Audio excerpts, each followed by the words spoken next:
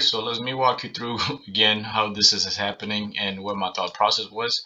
And if you've seen on my social media, TikTok, you've seen I've done I've do the chart setups before they even happen. So that way you can't say um, this is after it happened with hindsight, right? So 4 hour order block. Just keep it simple. You don't need to learn all these crazy terminology. Once you learn how to identify a valid order block, I'm sorry, and this happened, and the trade within I played here was correct, and then it created an hour fair value gap, which is the green box right here. That was a good sign for me.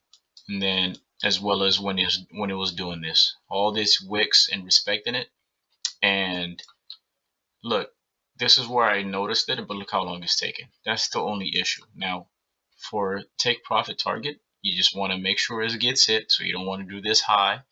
Some people I know like to have it here, but I like to be safe, make sure it gets reached, and then yeah. Now, here's another tip as well. The only thing is, again, you just have to be patient because from here to here is 22 hours. Some people they wait weeks inside trades. They hold their trade for weeks, so that ain't nothing to them. But for somebody that wants to be quick, you can even get out here, depending on how much you want to win. But most of the time, I like to be safe with a stop loss. So of course, if you have a good entry right here like this one, then you can get in with maximum lot size you can do. Not maximum, I mean like max it, but a good amount of lot size. But if you end up getting here or something like that, and you still want to do it outside the box because that's below the box. I mean that's below the fair value gap. Then of course you want to minimize it, right? And yeah, that's just that.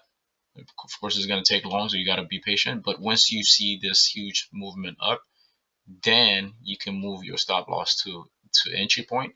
And then, especially if you see something like this and a drastic pull down, there was probably news here. I'm sure that's probably those candles.